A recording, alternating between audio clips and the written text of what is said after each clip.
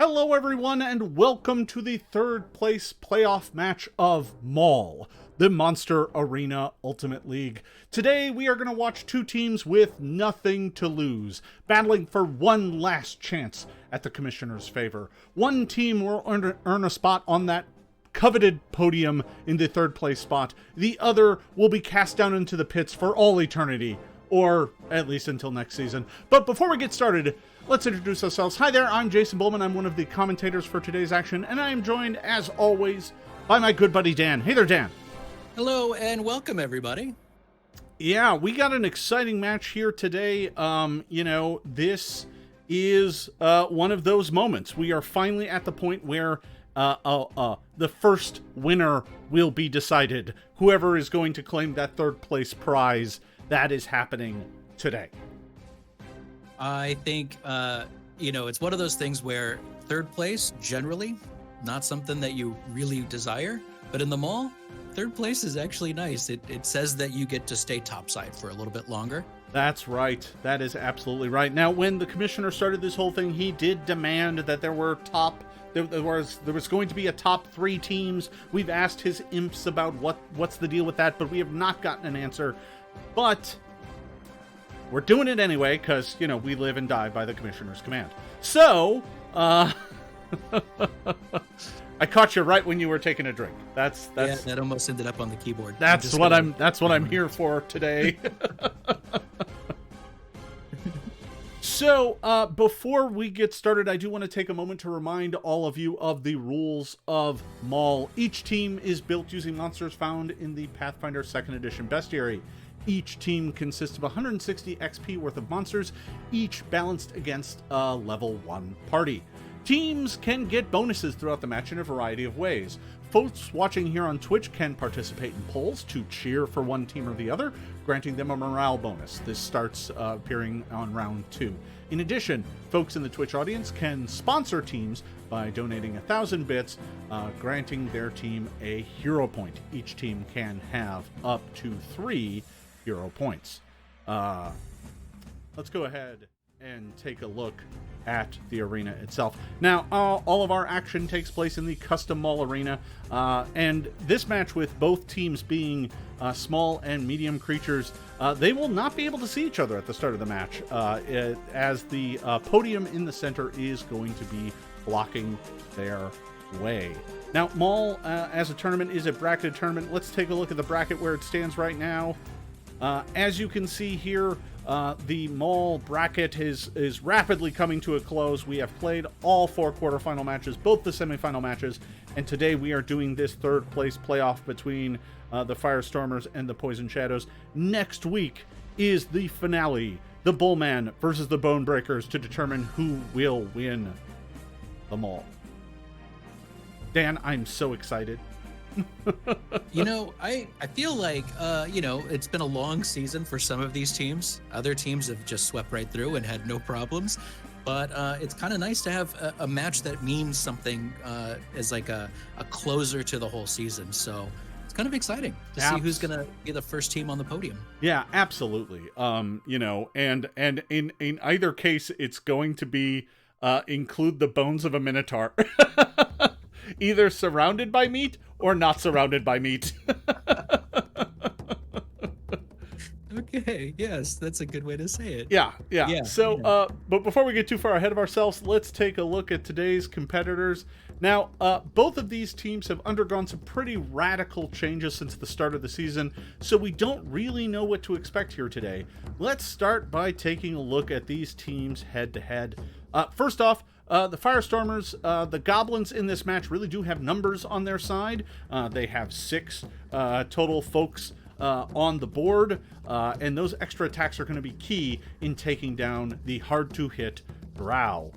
They are also going to need to keep their distance from these drow by making the most out of their ranged attacks. These have served them well in previous matches, and today they are going to be critical. A few lucky hits with one of those goblin bows might just make the difference. And finally, the goblins have added a dog to their lineup a goblin dog, and it's a real wild card here. We haven't seen it in the tournament at all, and this nasty creature has a rather irritating dander. The goblins are immune to it, but the drow are going to have a real itchy time dealing with this ferocious boy. Dan, how are the drow approaching this match? Well, Jason, first of all, the goblins, they might have the numbers, but the drow are looking to even that up quickly. Fortunately, the hits are going to be incredibly lethal against the goblin warriors, and they have a good chance to one-shot most of the Firestormers team. Oh, no. Let's not forget those poison crossbows. If they can slow down the goblin pyro, he's going to have a really hard time getting any of the spells off. And then finally, the rogues have the crowd favorite sneak attack. If they get flank on any of the goblins, it could be game over. Yeah, that sneak attack can really end a goblin's day mighty quick.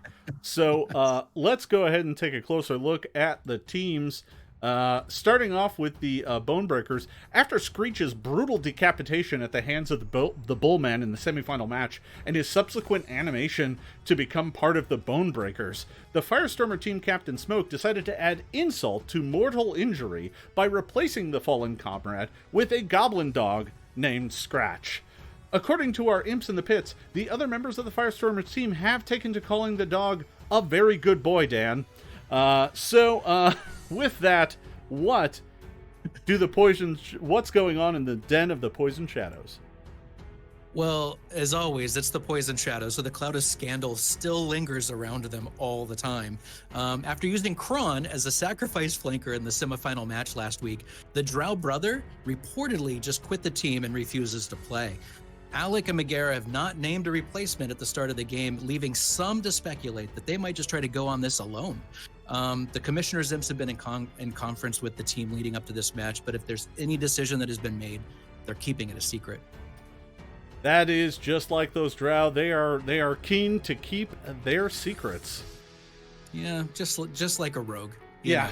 I mean that does sound pretty much right on point for them. All right, before we get to initiative, I think it's time, Dan, that we hear from one of our sponsors. We here at Big Beard Brews want to warn you about the dangers of drinking elven wine. Can you really trust a drink made by someone who is 400 years old? They are probably undead. That is just not natural. Big Beard Brews, made for the living.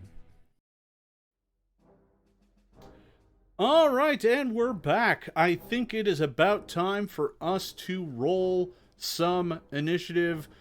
Dan, don't forget to click on the tokens before you hit that, and we can go ahead and get those rolling.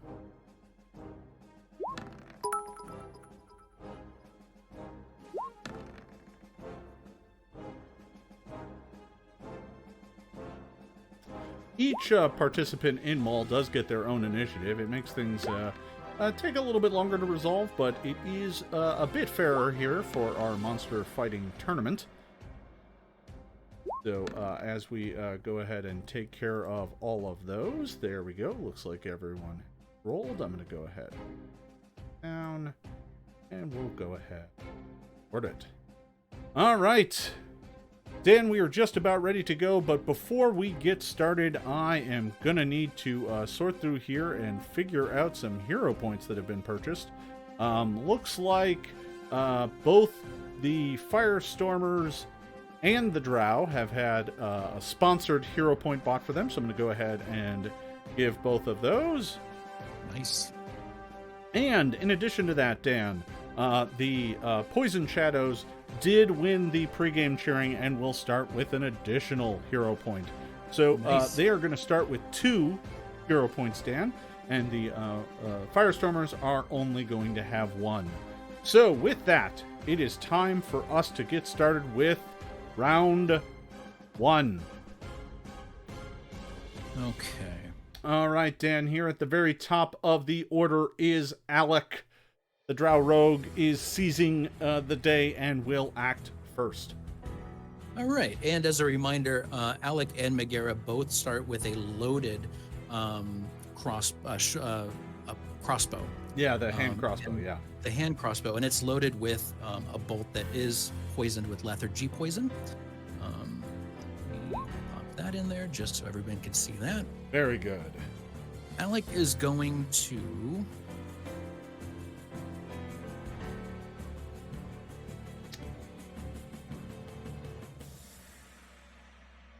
Yeah, I think Alec is going to go over to here.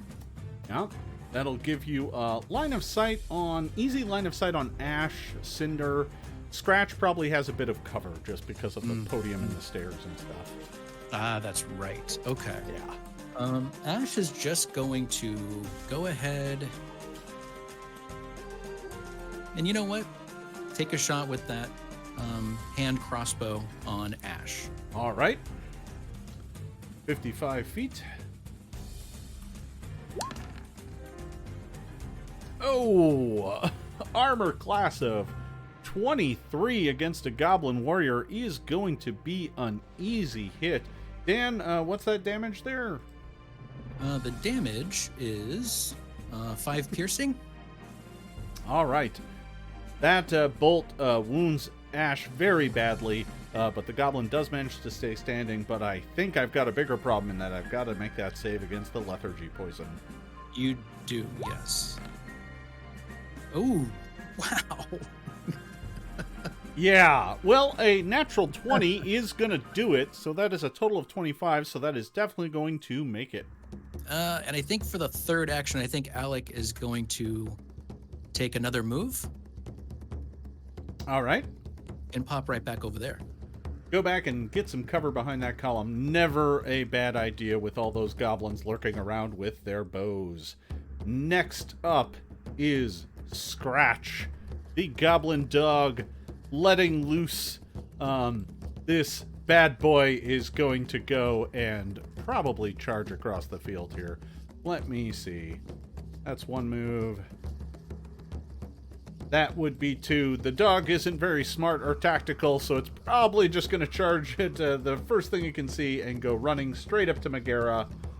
And that is 2 of its actions. That dog moves incredibly fast. And once it arrives there, it is going to go ahead and make an attack with its jaws. Here it comes.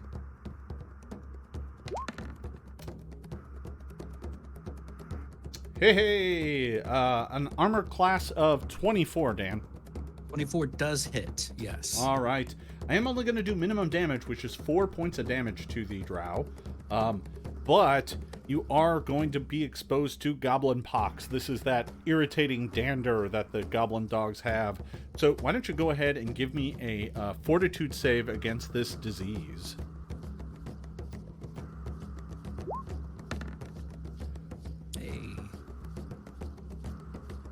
That is a, what do you got there, a 24? 24, yes. Awesome. That is going to crush that saving throw. No problem there, so we don't have to worry about tracking it any further.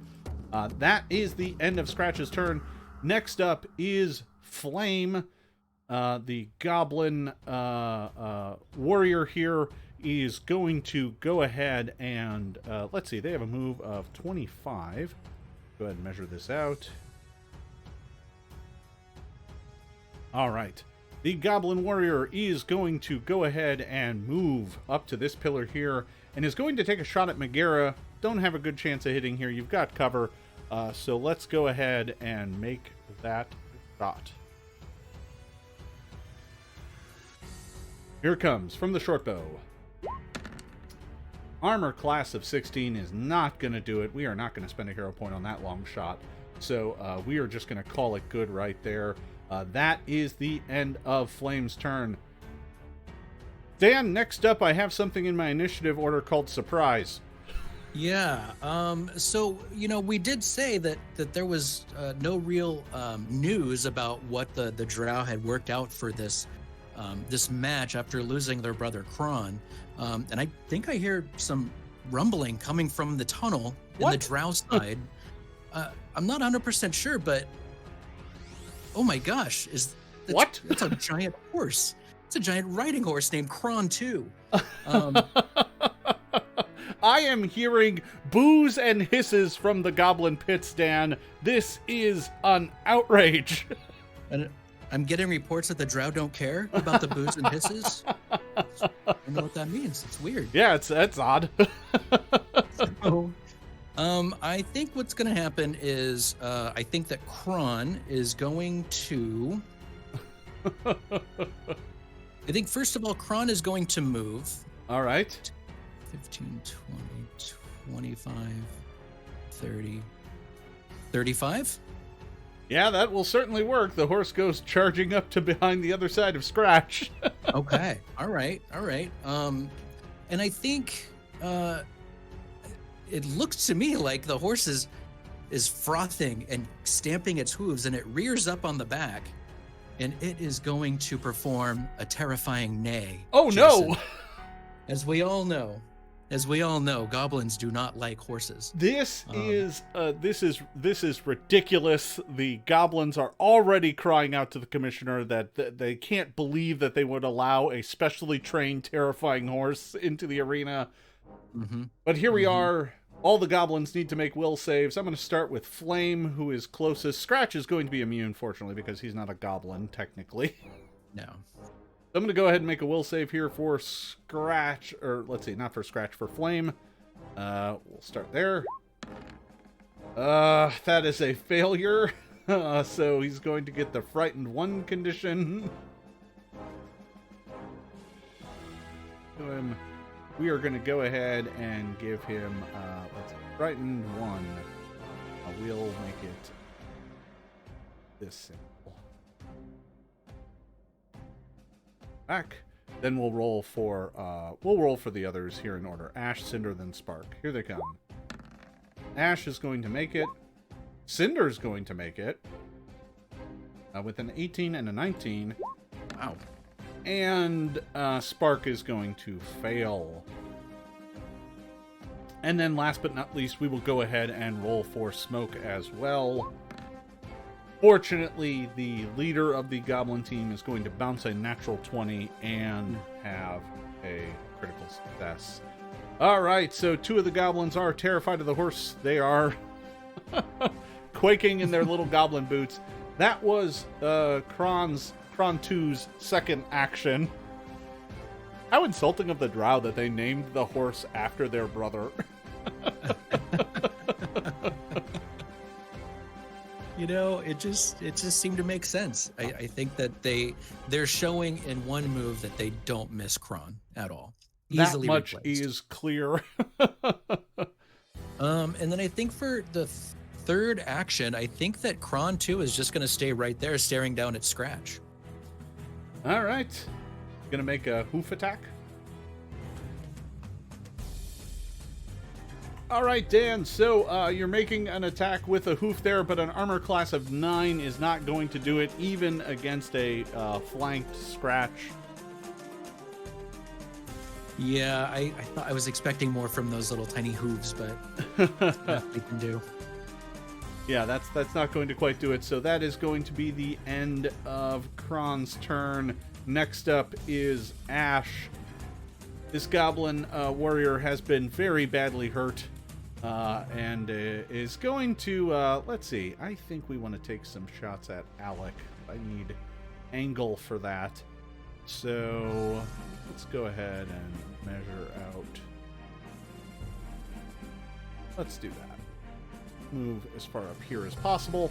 Ash is going to go ahead and move to that spot and is going to fire at Alec. Alec is going to have cover, so this is going to be a hard shot, but let's go ahead and take it. Armor class of 23, even with the cover, Dan. I think that might actually manage to hit. It does manage to hit. That is true. All right, Alec is going to take 4 points of damage from the goblin bow. Okay. And then Ash is going to take his second action to fire again. Looking for the fences here. Yeah, I can't see that hitting. That's only an 18. Plus, you get +2 from cover, so I don't think that's going to do it. That's going to miss. Yeah. All right. Well, that is the end of Ash's turn. Next up is Cinder. We got another goblin going here. Terrified of this monstrous beast. I should probably measure.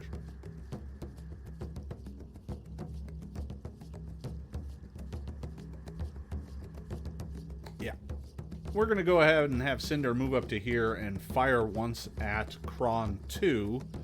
desperate to make the horse go away, hating that monstrous beast. Here comes the short bow attack against Kron. Oh, an armor class of 11. You know what? We're going to go ahead and burn that hero point right now. I think the goblins need to bring this horse down as quickly as possible, so we're going to go ahead and spend that one and re-roll that attack. Here it comes. Armor class of 24. 24 does hit, yes. Yeah, I'm going to wager that's not a critical hit. No, it's not. All right. So that is going to be 6 points of piercing damage on Kron 2, and that is the end of Cinder's turn. Next up, Moreira. All right, Moreira's looking at this devil dog in front of them, and they're seeing that Kron 2 has got into a pretty good position on the other side there. Yeah. And is just going to attack with their short sword. All right.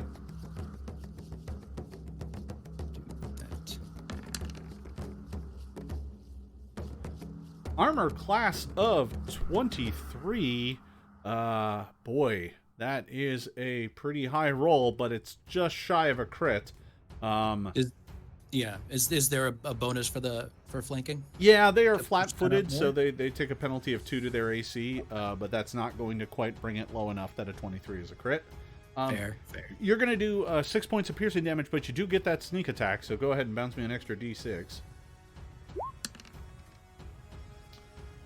11 points of damage. Wow, on the first hit. Scratch is very badly wounded by that hit. Boy, the goblins are really having a bad day here today, as the drow have really capitalized on this surprise horse attack. Moreira still has what? 1 action left? Did you have to draw the sword?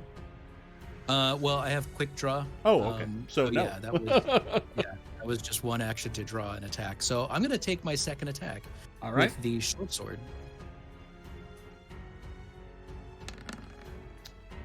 Armor class of 15 normally would be a miss, but because you are flanking me, that is going to be a hit. So that is going to do another, 7 points of damage? 7 plus sneak attack die? Yeah, go ahead and give me the sneak attack. If I need it. I don't know if we want to... Yeah, go ahead and roll it. Why not? Another 4, 11 points of damage. Scratch went running across the field, got 1 bite of a drow, and then was promptly eviscerated. The goblin dog did not last very long at all, thanks to the flanking horse. Kron. It is truly sad that the drow value a horse more than their own brother. Hey, look, if their own brother performed as well as the horse, it wouldn't even be an issue. That is absolutely fair. All right, so Moreira's third action. Yes. They're going to move over to here. Very good. Moreira's going to go ahead and move over to there. Next up in initiative order is Spark. Spark is going to go ahead and move up. Let's see. Let's just move up as much as I can towards the horse. And I'm going to go ahead and take a shot at the horse. Because I'm frightened, this is going to take a penalty of 1, but we're going to go ahead and roll it anyway. Here it comes. Armor class of 20. 20 does hit. So that is going to do 5 points of piercing damage to Kron there. And let's see. I think Spark is going to go ahead and spend his third action making a second attack. Here it comes. Ooh. Armor class of 5 is not going to do it. That's gonna not enough there. That's going to fall a bit short. All right, that is the end of Spark's turn. Next up is Smoke.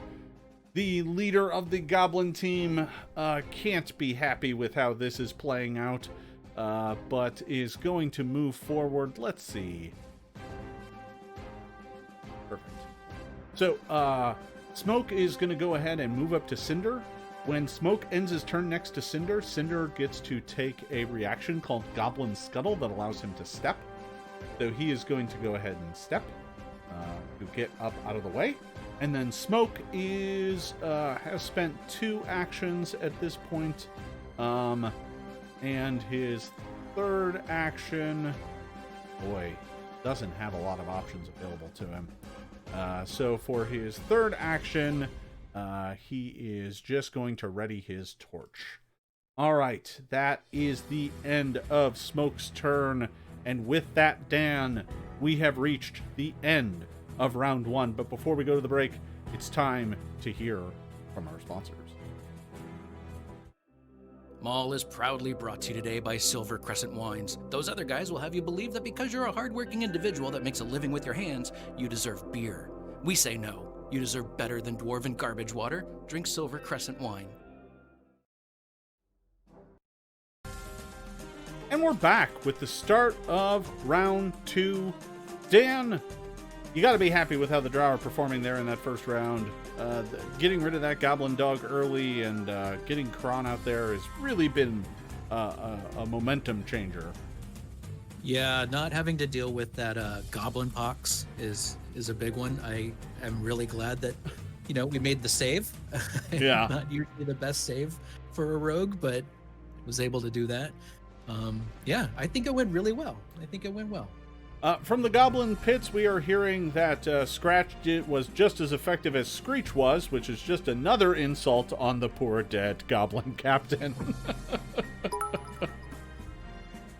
All right, as we get started here, the Firestormers have had another hero point sponsored for them. We'll go ahead and give that to them so that they've got one. The Poison Shadows still have their 2, and we are going to get this round started with Alec. Okay. Alec is going to...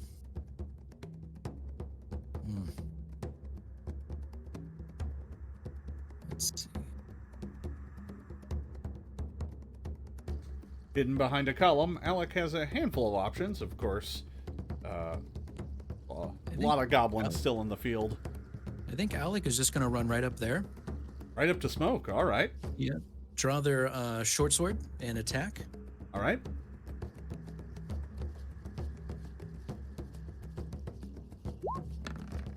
Oof.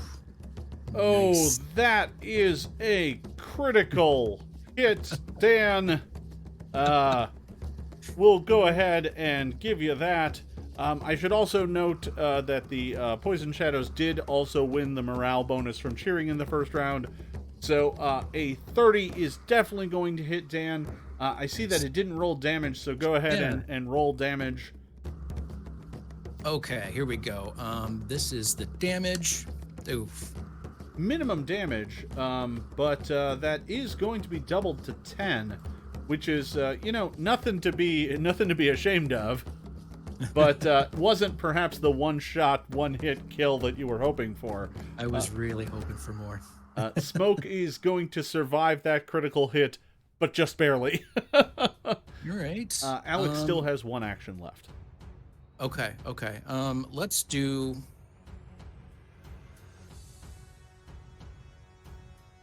you know what? Let's take a second attack. Let's do that. Second attack incoming. Oh, no. That is going to hit, and it's minimum damage again. But that is just enough to take Smoke out. That is a devastating turn of events at the start of round 2 here for the Goblins. They are going to lose their team captain early in the going here. And now there are just 4 Goblin warriors left on the board, desperately hoping that they can find a way to claw victory out of this game. But that is the end of Alec's turn. Next up is Flame.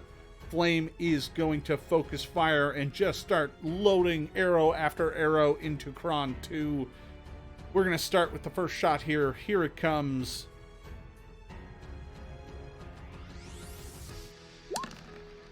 Ooh, that's not good at all. That is both good and not good, Dan, as that is a critical hit. However, I rolled minimum damage, So it's only going to do 2 points as a base, but short bows are deadly, so I am going to get an extra D10 on there. Let's see what it is. 2. All right, so it's 4. All right. That was the weakest critical hit we have ever seen here in MAUL.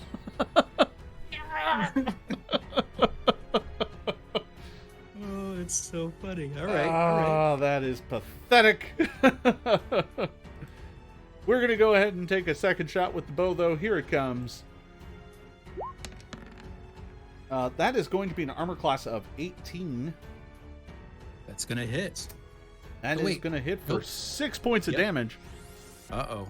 It should be noted, that regular hit did more damage than the critical hit that preceded it.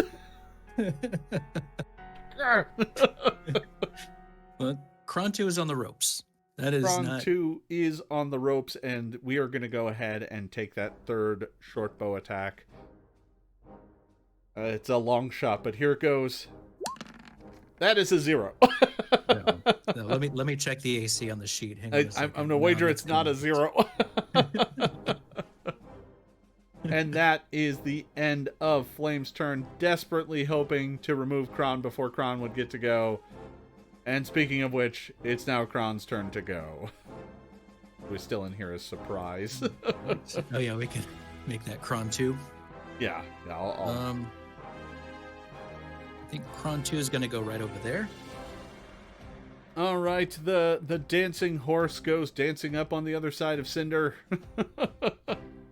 And what the heck? Take a hoof attack. Why not?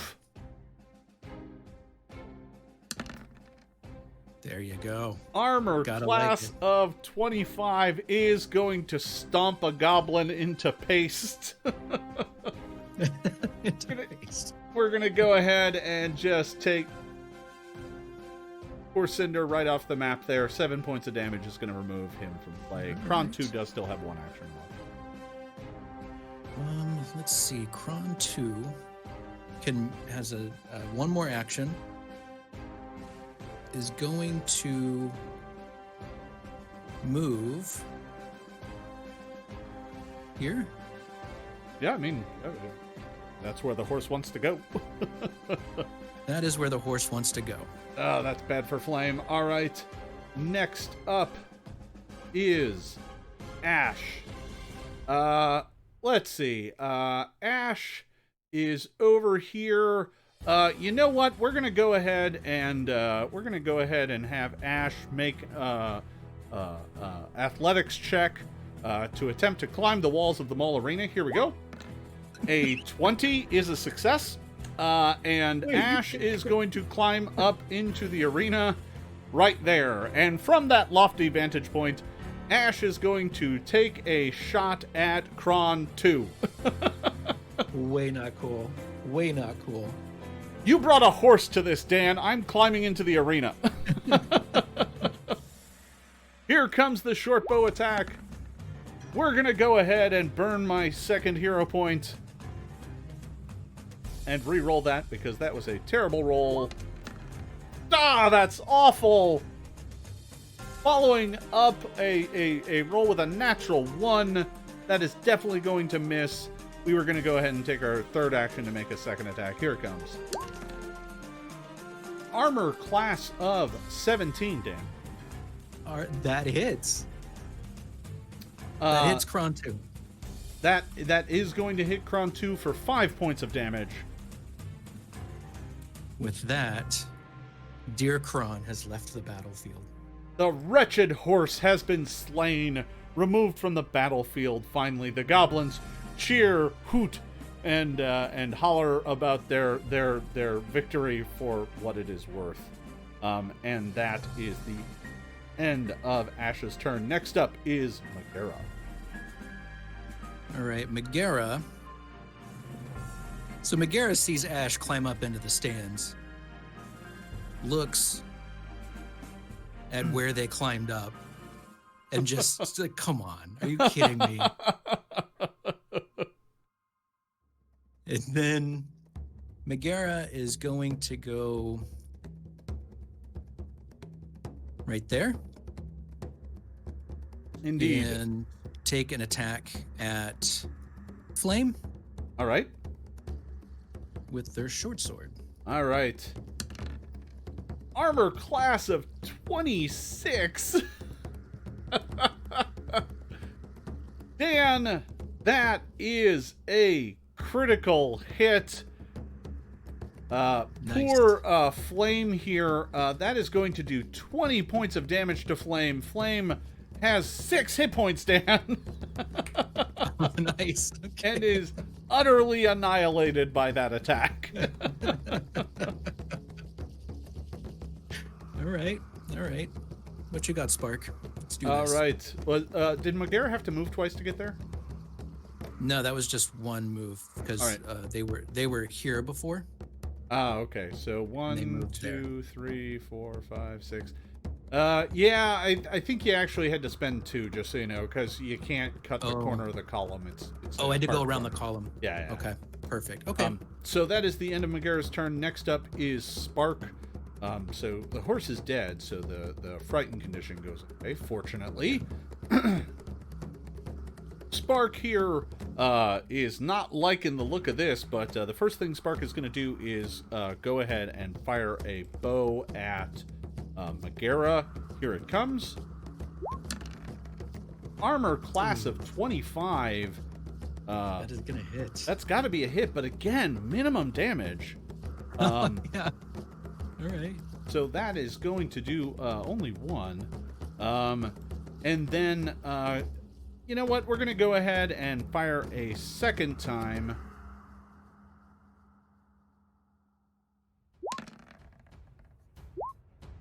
Armor class of 18, I don't think is going to do it.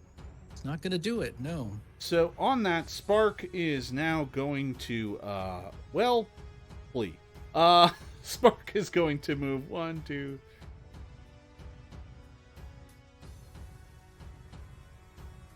Spark is going to go ahead and run back there. All right, Dan, we have reached the end of round 2. That was one amazingly eventful round. But before we go on to round 3, let's hear from one of our sponsors. This match is sponsored by Big Beard Brews. Have you tried our new battle ale?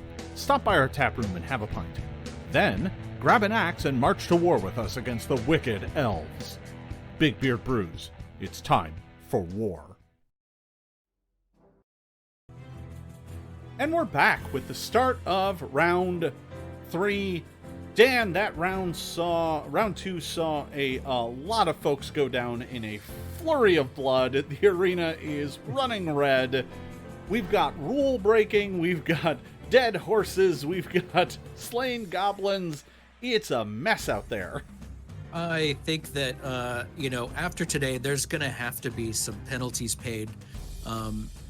This is just making a mockery of the MAUL and its rules. I don't know how we're going to keep going without seeing some sort of punishment happening. Yeah, the commissioner can't be happy with all of this, but then again, his goals and motives are inscrutable, so maybe this is actually what he wanted. Who could know? We'll have to talk to the imps after the game to see if they have any insight. I will note this, the cheering has swayed over to the goblin side. This sort of flagrant rule breaking, bringing a horse into the arena, has generated some sympathy, so they are going to get the bonus this round. Not sure it's going to be enough to save them, though. 2 lone goblins in the arena. It's not good for them. We are going to start the turn off with Alec. Okay, Alec is going to do a double move to All right. there. Yep. That's not good for Spark. And then go ahead and, for their third action, take a swipe with that short sword. All right. Roll up, roll up, roll up. Ooh, that's not good. That is not good, but it is actually good enough. Goblin warriors don't have a lot of AC, Dan. Okay. So that is going to be a hit for 9 points of damage, and Spark, who only has 6 hit points. The only thing that is left for the goblins now is Ash, who is up in the arena stands with 1 hit point remaining. Oh, okay. It is now Ash's turn. The goblin is going to go ahead and take a short bow attack on Alec. Here it comes. Nice. Ooh. Armor class of 27, Dan. That is definitely going to hit. Yeah, that is going to be a hit. Not a crit, but 6 points of damage from that. Ouch. Ash is going to just keep firing, so here comes the next shot. An 8 is not going to do it. And then finally, just throwing caution to the wind, firing the third shot. Armor class of 10 is nowhere nearby. Now, I'm getting word from the imps that climbing up into the arena is not allowed. The folks that are next to Ash up in the arena are clearly trying to throw him back into the arena. That would be Chemlac and Volantrix and Hermagistus are all there trying to throw the goblin. This is not a surprise since Chemlac is a drow himself. Why don't you go ahead and roll me a d20? This is the athletics check. We'll give it a +5 against Ash's fort DC, and if successful, they throw him back in the arena. 19 plus 5, Dan, is a 14. A 14 is 1 shy, but you do have hero points. Oh, yeah, I would like to use a hero point for this, please. All right, we'll go ahead and burn a hero point to attempt to throw the goblin back into the arena. Rolling a d20 plus 5. Here we go. The same thing! Are you kidding me? Come on. A 9 both times, coming up just short. Ash is going to stay in his spot. They are trying to throw the poor goblin back, but they have not been successful. Next up, Moreira gets to go. All right, so I think Moreira is, they're gonna go there. All right. Move up to the other side of the platform to get a clear line of sight at Ash up in the stands. Yes. And then with a quick movement, they're going to signal to the crowd to be like, separate. You may not want to be around this, just in case it's a bad attack. And then they're going to shoot with their hand crossbow. Oh boy, a critical failure will definitely hit someone in the crowd, Dan. Oh no. Okay. Oh no. I don't want to. Okay. Everybody be ready. Here we go. Armor class of 17. Dan, that is going to hit, and that is going to take Ash down. The goblin slumps down, and his body is promptly thrown back into the arena by the assembled fans. With that, Dan, the drow, the Poison Shadows, have claimed victory. Dan, that was a wild match. I think that was our fastest match to date. This was the end of round 3, is when this one wrapped up, and that was a flurry of hits and crits and kind of a really action-packed few rounds. Yeah, I feel like there was never a dull moment in those 3 rounds. No, not at all. Every single second of that match was bloodshed and murder. We had very few misses in total, and most of them were kind of inconsequential, like third attacks, right? Mm-hmm. So yeah, exactly. Yeah, the whole thing went really fast, and boy, the Poison Shadows really did a number there on the poor goblins. Yeah, they did. They really did. Turns out a horse can make all the difference. Yeah, that's a... Yeah, the horse may have been the MVP. Somewhere Kron is probably sitting in a tavern watching this on the crystal ball and just getting furious. Exactly. All right, well, we will be right back to chat a little bit more about this match and what you can see in the future. But before we do, let's hear from one of our sponsors. This MAUL tournament is sponsored by Silver Crescent Wines. Attention all elves, the moment is upon us. Ready your weapons and don your armor. We march out in 2 days' time. The age of the beverage war is nigh. Enjoy Silver Crescent Wine. All right. Well, Dan, that was an incredibly exciting match, and for what was otherwise kind of a game that didn't kind of count towards the victory of MAUL, lots of fun action. Amazing. They definitely were playing like they had nothing to lose. They pulled out all the stops, maybe pulled in a few tricks, but they definitely tried to make sure that they didn't leave anything on the battlefield. They put it all out there. Yeah, including a dead horse. Well, dead for now. You never know. I mean, what is really dead in the MAUL universe? Not down in those much. pits, who knows what happens? People who meet the end of a critical hit for more than double their hit points tend to die. Everybody else comes back. Yeah. Death is not final in this. That is absolutely true. So there you have it, everyone. The Poison Shadows are our third place winner. Next week, on Saturday, December 12th, we are going to find out who is the winner of the first season of MAUL. Will it be the terrifying Bonebreakers clattering to victory, or will the Bulmahn reclaim the Commissioner's favor, trampling all opposition? Tune in next week at this time to find out. And we hope that you enjoyed the match. If you missed this or any of the other matches, you can always catch up by watching them on YouTube. New matches go up on the Monday following each game. And while you're at it, why not pick up some MAUL merch? They feature your favorite team's logos. Look for the link down in the description below. This has been a presentation of MAUL. We have been your hosts. I am Jason Bulmahn.